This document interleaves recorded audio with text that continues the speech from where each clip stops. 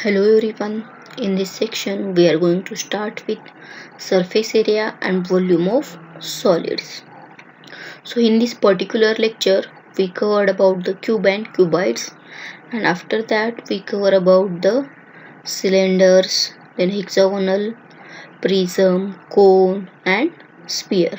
So first in this lecture we cover about the cube and cuboids. So first we will see what is the volume. Volume is the space that a substance or shape occupies or contains.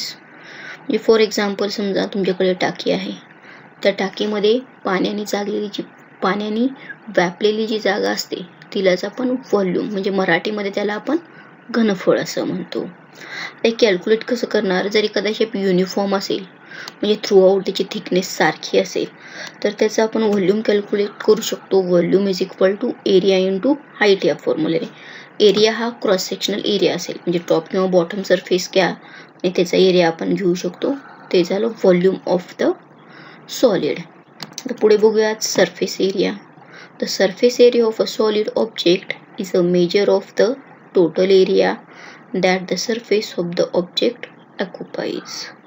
For example जसं आपण टाकी पाहिलं तर टाकीचा जो बाजूचा area आहे surface area असं आपण त्याला म्हणलेला आहे, तर तो झाला surface area of any object.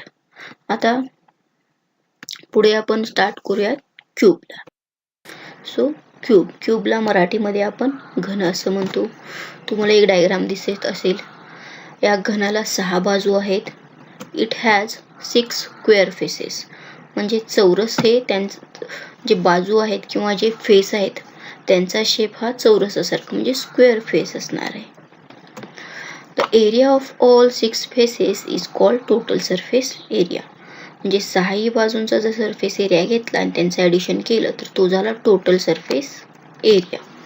पुढे असेल लॅटरल सरफेस एरिया. जर टॉप आणि बॉटमचा सरफेस न कन्सिडर करता जर बाजूचा आपण एरिया कन्सिडर केला तर त्याला आपण लॅटरल सरफेस एरिया असं म्हणतो. बघा, the remaining area without top and bottom faces is called lateral surface area. आता हे कॅल्क्युलेट कसं करायचं, त्यासाठी काय फॉर्म्युले यूज केले जातात? पहिलं बघा असेल लॅटरल सरफेस एरिया. जसं की म्हणलेलं आहे की टॉप आणि बॉटमचा एरिया सोडायचा आणि बाजूचा एरिया घ्यायचा आहे. तर किती बाजू आहेत क्यूबला? 4 बाजू असतील, त्यामुळे 4चा एरिया घ्यावा लागणार आहे आपल्याला. आता एक स्क्वेअर घेतला तर अगोदरच्या लेक्चर्समध्ये आपण पाहिलेलं आहे की area of square is equal to A square म्हणजे बाजू वर्ग. तर आता हे एकासाठी झालं. तर 4साठी घ्यावं लागेल तर आपल्याला काय करावं लागेल? 4a square. म्हणजे lateral surface area is equal to 4a square असेल. So LSA is equal to 4a square. Total surface area 6 बाजू घ्याव्या लागतील, त्यामुळे TSA इज इक्वल टू काय असणार आहे? 6a square. आता पुढे असेल व्हॉल्यूम ऑफ अ क्यूब. तर व्हॉल्यूम काय असणार आहे? जसं की मग अशी बघितलं की volume is equal to area into height असं आहे. आता आपण याचा एक फेस कन्सिडर केला टॉप सरफेसचा, तर तो असणार आहे a स्क्वेअर आणि त्याची थिकनेस किंवा हाईट जी घेतली आपण तर ती किती आहे? a. म्हणजे a स्क्वेअर इंटू a घेतलं तर ते किती येणार? a cube. So volume of this cube is a cube. where A is the side of the cube, LSA lateral surface area, TSA total surface area and V is the volume of that cube. तर ही झाली cube विषयीची माहिती. पुढे आपण याचे numericals पाहूयात. Example number 1. Find the side of the square tank if its height is 2 metre and has the capacity to hold 50,000 litre of water. तर एक टँक दिलेला आहे, त्याचा जो सरफेस आहे तो स्क्वेअर शेपमध्ये आहे आणि त्याची हाईट दिलेली आहे आपल्याला 2 मीटर. तसंच त्याची कॅपॅसिटी दिलेली आहे 50,000 लिटर. त्यापासून आपल्याला त्या स्क्वेअरची साईड कॅल्क्युलेट करायची किती आहे ती. तर हा तुम्ही डायग्राममध्ये बघा, तुम्हाला एक डायग्राम दिसत आहे. जो टॉप सरफेस आहे तो स्क्वेअर आहे, त्याची साईड A आहे जी आपल्याला कॅल्क्युलेट करायची आहे आणि हाईट ही गिवन आहे h 2 metre. So given data is h is equal to 2 meter and capacity is equal to 50,000 litre. आता ह्या कॅपॅसिटीचा वापर करून आपल्याला त्याचं व्हॉल्यूम कॅल्क्युलेट करायचं आहे आणि व्हॉल्यूम कॅल्क्युलेट केल्यानंतर मग आपल्याला साईड ऑफ स्क्वेअर मिळेल. आता रिलेशन बघा, 1000 litre is equal to 1 metre cube. हे आपण युनिट अँड फ्रॅक्शन चॅप्टरमध्ये पाहिलेलं आहे रिलेशन की 1000 लिटर म्हणजेच 1 मीटर क्यूब असणार आहे. आता 1000 लिटर म्हणजे 1 मीटर क्यूब आहे, तर 50,000 लिटर म्हणजे किती मीटर क्यूब? तर जी व्हॅल्यू मिळेल ती असणार आहे volume of that square tank. So V is equal to 50,000 into 1 divide by 1000. Calculation केल्यानंतर आपल्याला उत्तर मिळालं आहे 50 मीटर क्यूब. म्हणजेच व्हॉल्यूम ऑफ टँक किती आहे? 50 मीटर क्यूब आहे. आता व्हॉल्यूम मिळालेलं आहे, त्यापासून आपल्याला साईड कॅल्क्युलेट करायची आहे. तर त्यासाठी आपल्याला फॉर्म्युला यूज करावा लागेल V is equal to A square into H. A square काय? Area of that square face असणार आहे आणि H is the height of the tank. आता इथे V आणि H ची व्हॅल्यू ठेवूयात. So we can say that A square into 2 is equal to 50. तर A square is equal to येईल 50 बाय 2. डिवाइड करून घ्या. A square is equal to किती मिळाले आपल्याला? 25. आता ही ए स्क्वेअरची व्हॅल्यू आहे, आपल्याला ए कॅल्क्युलेट करायचं आहे म्हणजे ह्या दोन्हीचंही स्क्वेअर रूट घ्यावं लागेल. So a is equal to √25. √25 करून घ्या कॅल्क्युलेट, म्हणजे स्क्वेअर रूट काढून घ्या 25चं. ते किती मिळाले? 5 metre. So the side of that square tank is 5 metre. म्हणजे बघा, कॅपॅसिटी दिलेली असताना आपण त्याचं व्हॉल्यूम कॅल्क्युलेट केलं, व्हॉल्यूम मिळाल्यानंतर आपण त्याची साईड कॅल्क्युलेट केलेली आहे. So the side of that square tank is 5 metre. Next is the cuboid or rectangular solid.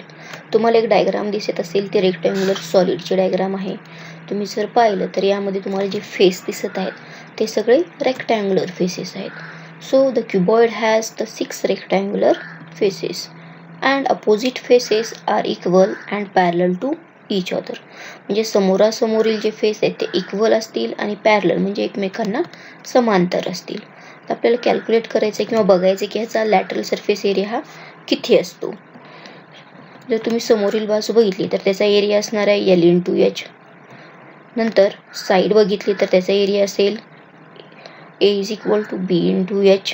तसंच टॉप पाहिला तर त्याचा एरिया असेल L इंटू B. आता लॅटरल सरफेस एरिया म्हणजे आपल्याला फक्त साईडचा एरिया घ्यायचा आहे.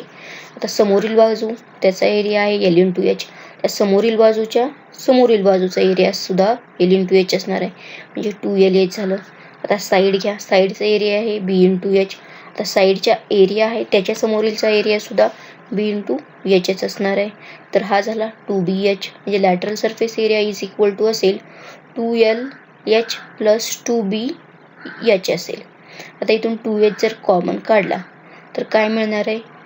ब्रॅकेटमध्ये शिल्लक राहील L प्लस B, म्हणजे LSA इज इक्वल टू असेल 2H into bracket L plus B.